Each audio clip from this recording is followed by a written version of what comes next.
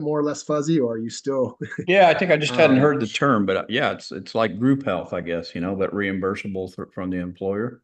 I think I'll catch on as you go ahead here, but that's yeah, got to help with retention, right? yeah. I mean, probably a great way to go about this. Yeah, I mean, there's some, yeah. So pros and cons, obviously, with everything. We'll kind of talk about those too, of like who, what's, when, and why would it be a good fit, when maybe it wouldn't be. But just what I have, I know we just had a couple agents join. Let me reshare this. So I think Melissa Scott, you probably can't see what I threw in the chat earlier, so I'm going to throw that there. Okay, so just what I just threw in the chat, I'm just kind of clicking on these links here. So this first one, really good article, just was last couple months ago, talking about venture capital money going into this. So these guys, they have the vision, they can kind of see things before it really takes off. So VC money getting thrown into this ICRA space, they kind of see the writing on the walls. Like employers, if you talk to any business owners, they are fed up with these double-digit rate increases year over year. So it's something that's really a pain point, and it's starting to get to a point where they're going to want to start looking for the next alternative, and that could be where an ICRA opportunity comes in, where it says right here. So there's your acronym broken down: individual coverage, health reimbursement arrangements, otherwise known as ICRAs. Talks about when they came out.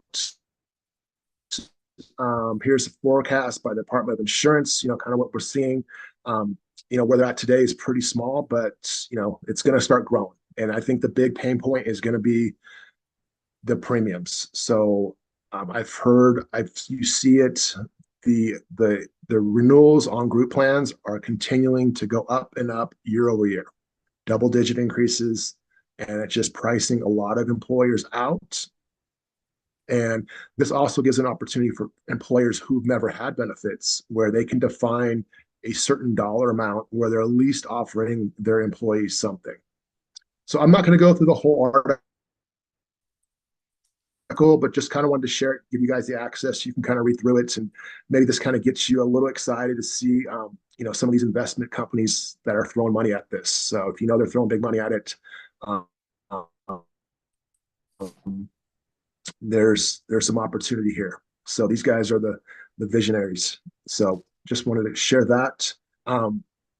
This one right here, just as we look at different SEPs, as we know, we're in what we call, I guess, in the Medicare world as ROI, rest of the year, or an SEP type period where we're outside of open enrollment or annual election period, depending on the product line. But this would qualify for an SEP. So, like, we're talking to employer groups today. It's like, hey, do you offer any benefits? No. Well, would love to. I get the big thing is, you look at it from an employer perspective, right? So, kind of putting our business consulting hats on, like, what would be important to employers? I think attracting quality employees and retention.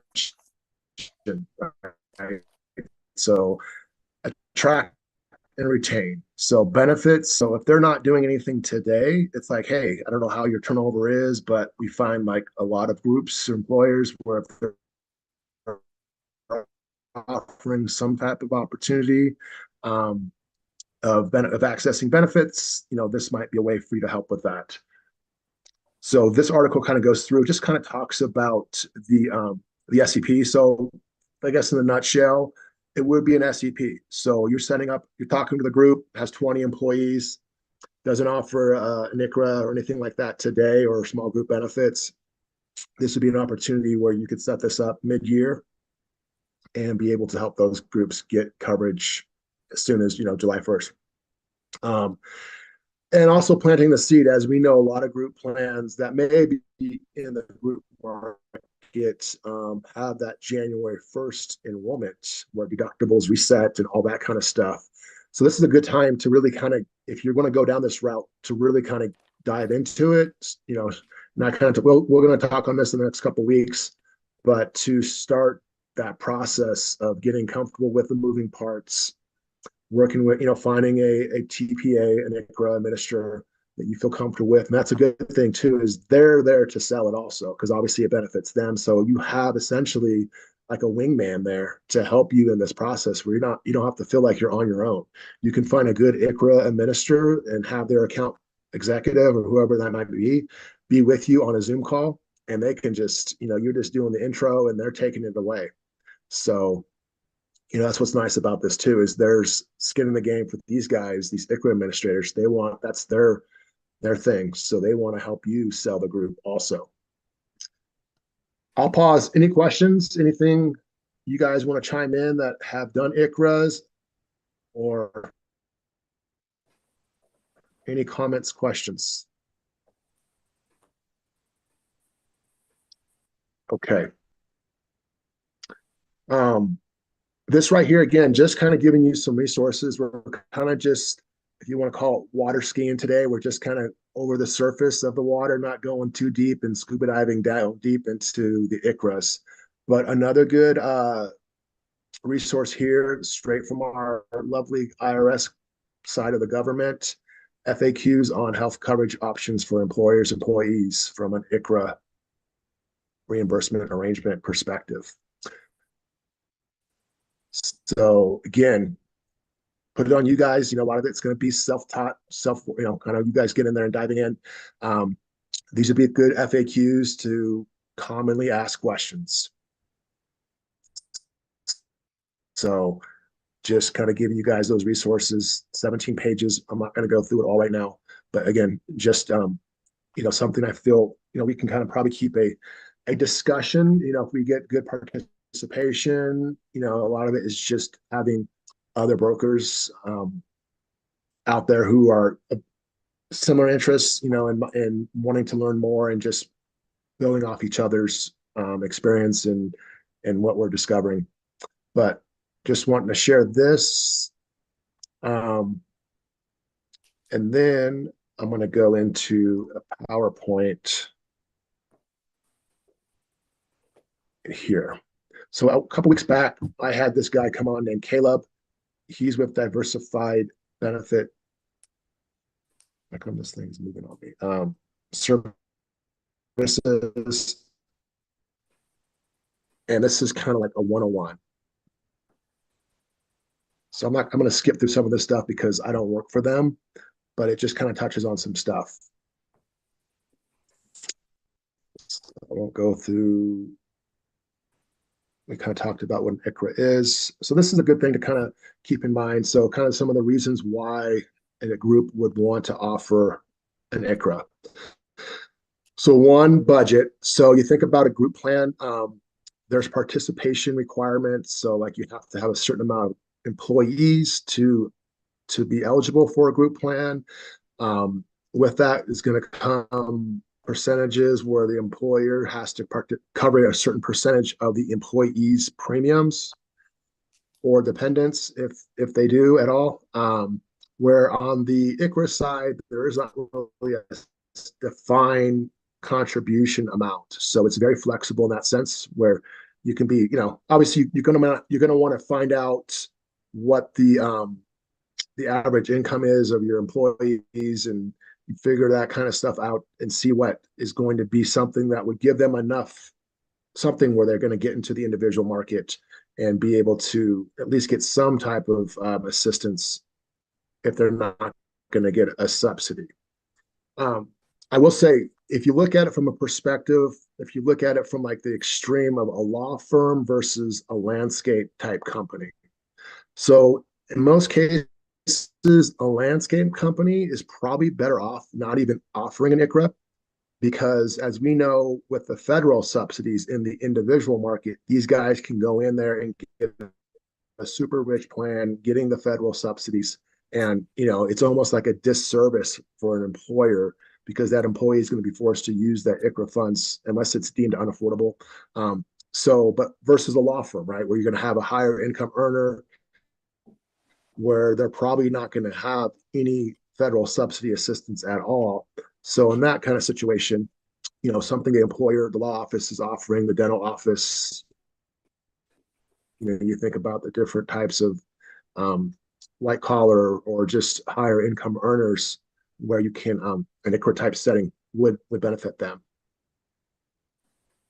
Flexibility ability. So as we know with, with COVID, with the remote settings of a lot of employers, so people work from home, different states, different counties. So it's sometimes difficult in an employer group model where they're offering group benefits to meet everyone's needs. For the most part, Marketplace, as we know it, has plans in a lot of regions, and it offers plans that are specific for those zip codes where that employee lives. So you can, kind of allow that individual to go into that market and through the marketplace as we know it and get their health coverage in the ICHRA type setting. And then like control expenses like we kind of touched on. What thoughts you guys are having? Like, are you seeing anything that comes up as kind of a con, like a con or a gotcha or something that may be a negative to ICRAs? Anything you guys want to bring up as a, well, Aaron, this sounds great, but what about this? One question that pops into my head, maybe you'll address it later, but how can Swayze CRM help us with prospecting? Yes, and that's going to be next week. So we have tools in the sense of, obviously, as we know, we got to get in front of employer groups. So having a database of employer groups, from there, that model of, am I going to be in the field, knocking on doors, walking into businesses, or am I going into? We have tools in the sense of, obviously, as we know, we got to get in front of employer groups. So having a database of employer groups, from there. Tim, get on mute. You're like, am I going to be delayed? Knocking on doors, walking into businesses, or am I going into? Something strange going on here. Yeah, I'm into that. Let me take over as host. I screwed up, you guys. I apologize. No worries. Hey, can I step in and just briefly explain the value of what we're going to be able to offer in Swayze, what we're going to go over next week? So one of the biggest benefits to this model is it is B2B. Is anyone aware of what the TCPA laws are for B2B calling? It's nothing like B2C. So meaning you can cold call businesses. We have appointment setters that can cold call businesses. We can send out direct mailers. We can load business lists. Business lists are cheap.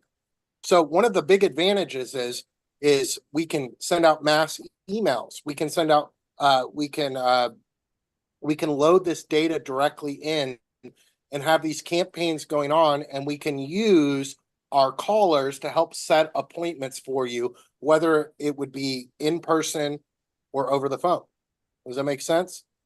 So just one of the big things is you guys are running Facebook ads right now. Now, could we run Facebook ads to small businesses? Absolutely. In fact, we have ads in Swayze for small businesses that need health insurance, right?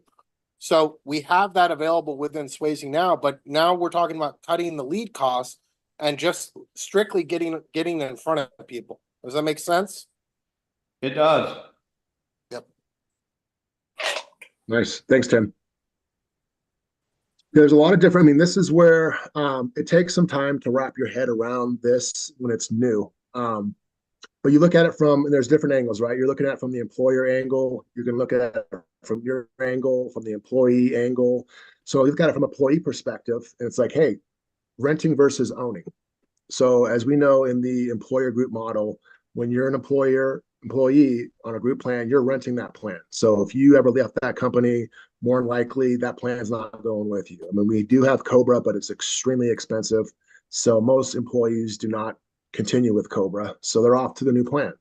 Where in this model, they essentially own it, right? They're getting a plan that's based on their zip code, where they live, and it's an individual policy they own and they're getting reimbursed for. So if they left that group, they would have to then at that point obviously pay the premiums for it. but it's not going to be crazy expensive like a Cobra type setting is. So it's going to be at that point, who knows, maybe they then can go in and get federal subsidies. So it's just going to vary on that situation. But these will be the kind of angles to look at this opportunity from is all the kind of participants involved, the employers, the employees, you as the broker, and be able to consult them on these different changes. Hey, Aaron, can I ask a question? Yeah. All right. What does the process look like enrolling someone into an ICHRA plan? Is it similar to, could you kind of allude to that a little bit? Yeah, I mean, the actual health insurance itself is going to be exactly the same. It's going to be using Health Sherpa. So all the tools that we know to be the tools that we use for just your typical individual is going to be no different.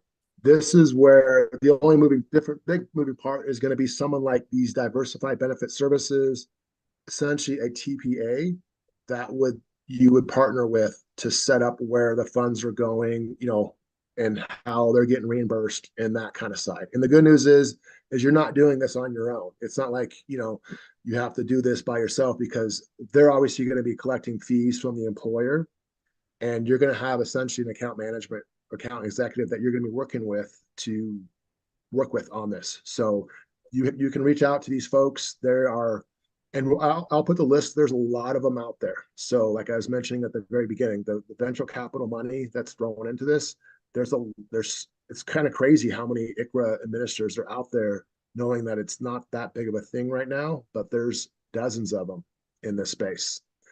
Take Command, that's one big one, but I won't start rattling them off. I'll get you guys a spreadsheet and you guys can kind of look at them. But some of them will be like this one right here. This is a good size one, maybe for a small group. The fees are not that low. They're high. They're like $4.50, where they can get up to like $26.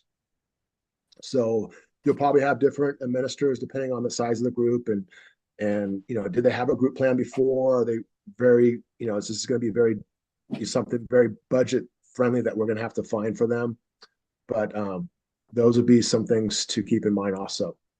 This right here just kind of talks about what can be reimbursed. So you can reimburse in or off exchange. It can't be short-term medical, can't be indemnity plans, anything along those lines. So it has to be your typical marketplace, but it can also be Medicare. So again, for those in the Medicare space, people that are, a lot of people are working past the age 65, you can use the ICHRA setup to help reimburse those folks for their Medicare cost. Hey, And Tim. when I say cost, I mean, go ahead, Kit. I was going to ask, this sounds like a great opportunity, especially I live in Dallas, Fort Worth, so we got businesses all over the place. Are you going to go through some sales processes with us in future sessions so we kind of know how to approach these? Yeah, absolutely. So the idea is this session is to get people aware of, ICHRA plans. And then we're going to start going over the marketing process, the list next week, and then the calling process. And so one of the things, that we offer that virtually no other CRM offers is we have a team of appointment setters, right? You can rent a caller. So you could go get a list of businesses for less than $50 in your area, a list of 2,000 businesses, and we could get the caller dialing and setting appointments or saying, hey, such and such is going to come by to drop off some information for you, right? So, there's a lot more flexibility with it. And I believe in this system, we're going to depend, what's going to drop is the cost per lead because you're only paying for data, right? Business data is very easy to get. You can do it on Google. There's APIs. What was that resource could you show that resource, Aaron, really quickly? Data Axle. Yeah, yeah, Data Axle. Data Axle. Yep. That's the thing. If with businesses, they can't be hiding. They don't want to be hiding out there. So they're putting their stuff out there to be found. And that allows guys like us to find them and to offer a solution. Because you think about it, not just from an insurance perspective of health, but P&C world. Like these guys are getting hit, insurance is going up in so many different places on the P&C side. So this is like one opportunity that we can set up a solution where we can seriously drop premiums on for them, and where a lot of other insurance brokers, agents don't have a solution like that in the P&C world. They're buying all their business liability, all that different insurance they have. And that, kind of saying that that's a good power partner, networking person, people that have someone that you could really partner with and do something along that. So just kind of some other ideas of how to go about marketing this. Are we? Was I here? You can not only market directly to businesses, but you can develop strategic business partnerships, referral partnerships, right? There's a lot of different ways. And, essentially, Swayze, we do B2B because we're marketing to insurance agents, right? But we're helping insurance agents market B2C, right? But it's a different ball game. You're not just dialing people and trying to get you're developing relationships. It's a longer play. Does anyone on this call have experience doing B2B? I've done some things like that over the last, I hate to say 50 years. Yeah. I Yeah. like this opportunity because you get paid for each individual. You go in and do a business and they have 20 employees and that, they all convert, you're getting paid 20, it's like writing 20 apps, right? Right. Yeah. 100%. And I wanted to ask Aaron this, I dropped this in the chat, right? So one of the big problems just right now in the ACA world is the AOR tug of war. Could you kind of allude, Aaron, like what is the process? How hard is it to switch someone on an ICRA plan from one to another? Tell me about retention and what the process looks like, because I know that's what a lot of people are experienced that are just doing the ACA no call systems and all that stuff. Yeah, good question. And I don't want to come across too much of a jerk in the way I frame this, but first of all, I think you look at the demographics. We're talking about people that are working.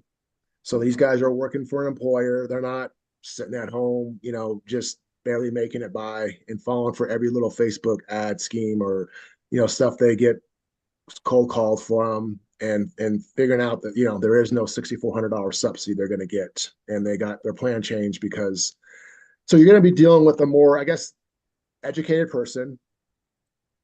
With that, comes a higher income, which we're talking about ACA, but another thing is going to be your ancillary products. So being able to cross-sell other products to them. So life, dental, other, whatever else might come on the table. But first of all, these guys they're not going to be filling out stuff on Facebook. They're not going to fall for these scams for the most part. So you're not going to be, having to deal with that kind of stuff that a lot of agents have to deal with when you go after the low income, the SEP of, let's go. Well, they're not on the Facebook algorithm, Aaron. Exactly. That's the beautiful thing. That's the big problem. The thing that happened in the ACA industry, right, is what happened is everyone started running the exact same ads to the exact same people. And the way Facebook's algorithm works is it will show, so someone clicks on your subsidy ad, right? Facebook's whole job is to keep people on Facebook as long as possible. So what ad do you think they're going to show next? Another subsidy ad, right? Whereas this is coming from a business list. You're developing a relationship, and they're not being retargeted by Facebook's algorithm. Make sense? Or any algorithm for that matter. Google anything, right? Yeah, it makes a lot of sense. I like Yeah, this. I like it. I'm glad I showed up. Good. Yeah. This right here, the slide is just really showing some different plan designs. So we know, like we've been talking about, so employer can just say, hey, I'm paying X amount of dollars. Let's say on this example, $10,000 for your premiums for the course over a year. Or they can say, I'm going to give you a $10,000 coverage for a bucket that it can be either premiums and or out-of-pocket medical expenses. So like, hey, you want to get a very expensive plan, then you may use all that $10,000 for premiums. You want to get more of a higher deductible plan, and you cost share on that. You're paying for some of the premium we're paying, and then we're covering some of your medical expenses, or the third one is like, hey, we're just going to be paying, for a combination of a defined one, like 10,000 4-year premiums. We're going to give you $1,500 just for medical. And most of these are on a use it or lose it basis. So it's a way for employers, obviously, to control costs. So it's not going to roll over. So that employer is not going to be on the hook for paying for stuff that wasn't paid or reimbursed the last previous year. So that's kind of like where, again, this is not stuff that we kind of have to help coach and a little bit on that side. But I think, the ICRA administrator, they're going to have, that's all they deal with, the groups. So they're dealing with this every day. So having someone in your corner that you really trust, that you have a good relationship with, will be huge. And they can, they're all about training us up on this stuff. So that's the great thing is we have, the health insurance side, but we also have people on the ICRA side that can really give us the training, the tools, resources that we need. So a lot of it's just really going out there and is kind of being, the person that's getting the group, and then, hey, let's set up a call. I'm going to talk about the opportunity. We'll see what we can do to save you money. If we can't, then, no harm, but at least you understand what's available, what solutions are out there. So let's see. A lot of this stuff, I'm not going to really kind of get into it. Kind of talks about, the rollover I mentioned, kind of stuff I went over, no minimum, no maximums of what employer can contribute. This is kind of talks about, you can't discriminate. So there's different classes of employees that you can put people into. And then based on that different class, you can have different ways of funding that ICRA. So that's what's good is about that is you can say, okay, so all the managers, they're going to get this. So depending on, again, the different classes of individuals, employees, you can define what that looks like.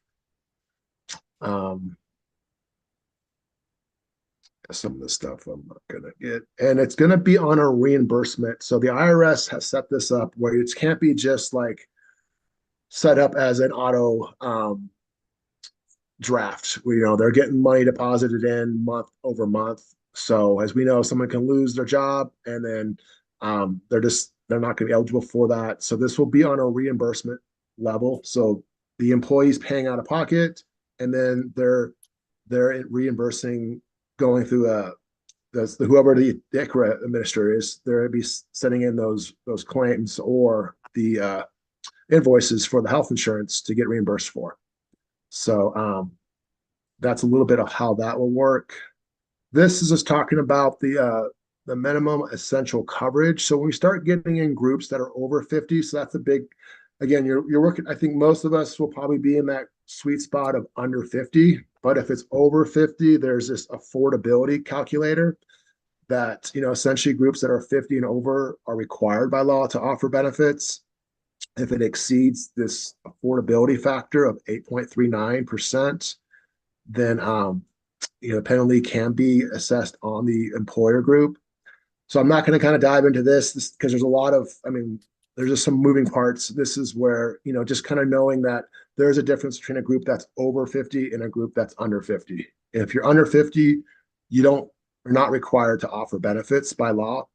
It's going to be something, again, it's something more of the sales point is going to be to attract and retain.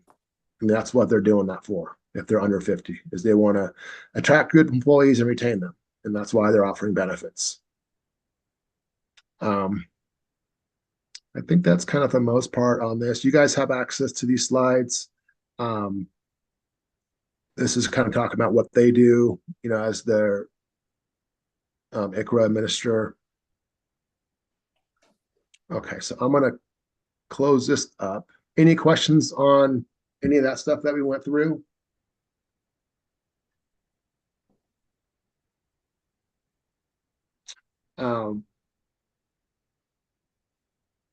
So I think the big thing is going to be is obviously, kind of as you guys start out there brainstorming is, again, groups that are under 50 and talking about the opportunity of maybe if they already have a group plan in place, talking about a solution of maybe collapsing that group down and helping them save money. If it was on the, maybe they're on the fence, like, I don't know if we can keep, keep having these group benefits because it's getting more and more expensive. Or maybe there's employers, owners that will love to offer their employees benefits and didn't know about this and how you can, hey, we can set that something up for, at this price, and you're giving them an opportunity to see what that looks like. So you're gonna have to like look at it from a group perspective of, do they have benefits? Do they not? And then from there, kind of knowing, kind of wrapping your head around like, what's the avatar of the employee? Is it a really low income type business where everyone's just kind of scraping by? Or are we looking at like a pretty well off paid type employee type setup? So those will be some of the, if it's more on the middle to upper middle class, that's kind of the sweet spot for ICHRAs, in my opinion, is because for the most part, they're not going to get any subsidies federally from the marketplace. Aaron, I have a question. So what's the smallest group that you can use an ICHRA for? Yeah, I mean, I think when I was on this call with benefits, he had a group of 2. So 2 or more. Yeah, because it's nice. It's a pre-tax. So again, instead of, I think some groups will be like, hey, here's an extra $300, go buy your own. This is kind of what typically some of employer groups have done in the past. If you talk to small businesses, 5, 10, 15 employees, here's an extra $300, we'll give you a raise, go get, they don't, as you know, employees that are young, they're So not gonna, they can put in whatever they want. Like you say, I'm going to give each employee like 200 a month into this reimbursement account. Is that kind of Yep. how it works? yeah, But who's the insurance company then? Would it be That's- someone in the marketplace or is it like a small group plan outside the marketplace? I'm a little confused. no, that's a good question. So that's where we come in. And that's where essentially we do what we're just doing today in the individual market. We shop that plan on House Sherpa for, or whatever state exchange you're on as an individual. So it's going to be purchased on an individual level. As an Not- individual, so do we still get paid through the carrier then, or now we're getting Yes. paid through? No.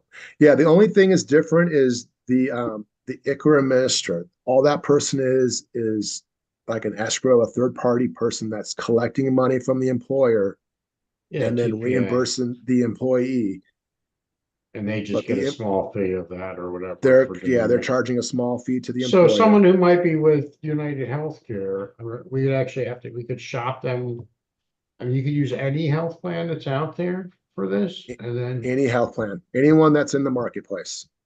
but if they're in the marketplace, then they're not getting a subsidy now. Correct, or these people are people who normally don't get a subsidy. It's going to be a combination. I mean, you could, like you say, have people that are already, it's like, hey, I already got a health plan on my own because my employer doesn't offer anything. But it may be something where maybe they're like making 70,000. It's like they're paying, a good portion for their plan.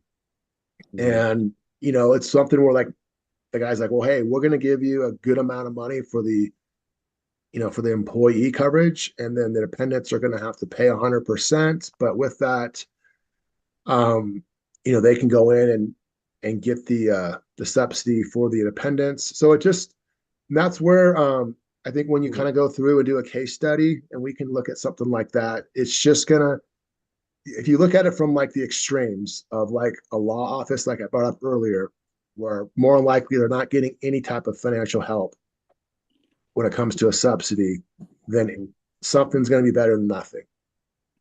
Right, so is their insurance gonna be less expensive then, or just there's a portion of it that they're gonna get back from their employer as a perk, and then the employer is able to write that off as a tax credit? Exactly. And the employee's not getting taxed on that money either.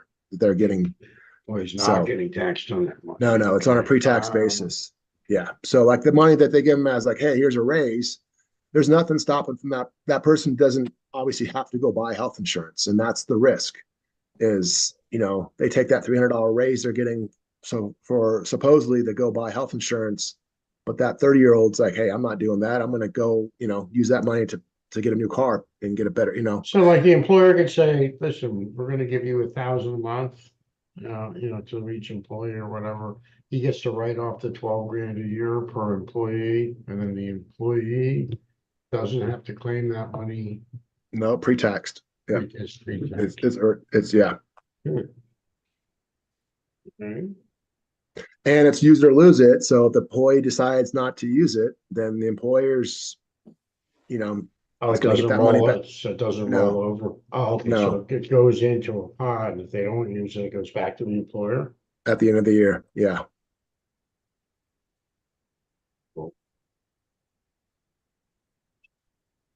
Yeah, the good news is it's still using, like, if you're used to Health Sherpa and quoting people, you're looking at their zip code, all that from us, from an insurance buying perspective, is going to be the same. It will just be the employee will then just get reimbursed from a different model. And that's where the ICRA administrator comes in. Okay. And if you look at it from a marketing perspective, it's an SEP.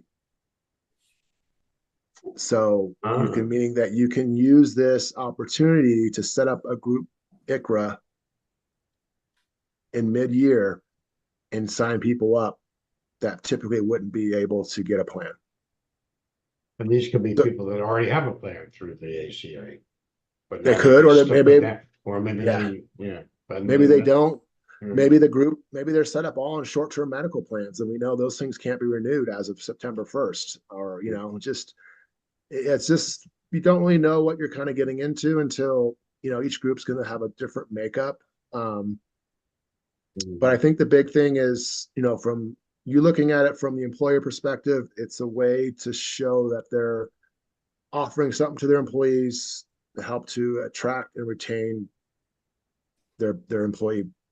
I mean, that's what they're wanting to do. And that's the goal of them offering and doing something like this. And hopefully, keeping their clients, their employees healthy, right? I mean, I think there's a statistic that I think the highest level of workers' comp is on Monday, right? Because the employee was out doing something they probably shouldn't be doing, got hurt, and then came into work and pretend like they got hurt at work. And so I think, offering health insurance benefits where maybe they can go get that thing looked at if they didn't have any benefits instead of having it go against their workers' comp. Again, just the whole idea of keeping So their do they, employees- do they get a debit card or something, the employee, or everything's done on a reimbursement? it's on a reimbursement. Yeah. So depending on the ICRA administrator, they're all going to have a portal they can log into where they go about accessing that and doing the reimbursement. And Diversified, they're what you would call a TPA then? Yes. Right, so do we have contract with them or? Yeah, you can. I mean, there's not. Or we contract with just whoever, and they can pick any plan that's on the marketplace. Yep. Yeah, they can pick any plan and they just get reimbursed for that plan. And it's a special election. Yeah. So I mean, if you want to read, this thing I have not read through this sucker. But again, if you like to analyze this straight from the IRS talking No, I about don't. the rules and regulation on health reimbursement accounts. So yeah, 140 pages here of that stuff all. So is it like an HSA or a it's on that concept, but HSA, it's employee owned, where an HRA is employer owned, and they can decide if it's use it or lose it. and every year they can change it or once or Yeah, twice? they can make the changes. It's like, okay, we're paying 500 this year, but next year we're going to bump it to 700, or we had a good, so yeah, that's where you work it with the employer, the owners, and the TPA. But read this article. This right here, hopefully will kind of get you guys, a little fire on you to just know that there's money, like these guys have vision, right? They're throwing money into this today, knowing that it may not be until, but they're, again, like for the company I work for, saw the biggest increase ever on their premiums in 2024. And, you know, we're a group of about 40 employees. So that's like a perfect sweet spot where like my employer doesn't have to offer benefits, but again, does it to attract and retain employees. Because if not, we're going to go somewhere else or whatever. But yeah, so that's again where it's like, hey, well, let's look at ICRA. This way they don't have to pay it all, but they can pay some of it. So Yeah, it just really allows the whatever they want- individual. whatever they want to put into each employee. And you're saying some, they don't have to, you can have just the executive team on this plan and Yeah. the other people don't have to be on the plan? That's pretty. Yeah, this one talks about if you go on these IRS FAQs, that's one of the FAQs is right here. My employer, to whom can I offer an ICRA coverage to? So it talks about the different classes. So And is this available for sale right now, once you have 2 or more employees? it is. Okay. Cool. Yeah, just thinking about, hey, and you know, business owners know business owners. So the hardest part is finding your first one.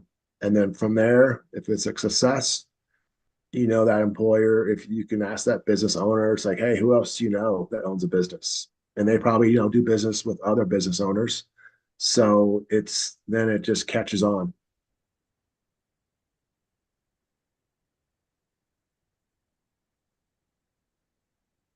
And that's kind of what we're going to talk about next week. In the next couple of weeks is just you know, kind of the marketing side, and is just, you know, how do you put this together to go out there and find these groups.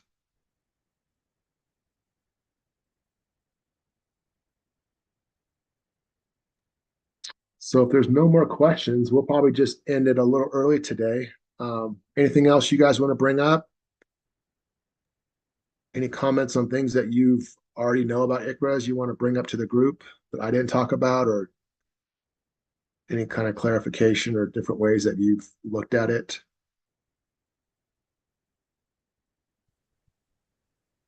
No, not me. I just had a question for Tim. If he could send me the info on the live transfers via email. Yes. Yes, I will shoot that over to you as soon as we hop off, okay? All right. All right, thanks, Mark. You're welcome. Thanks, Aaron. Look forward to Yeah. the next few weeks, man. Yeah, thanks everyone. You guys have a great rest of your day.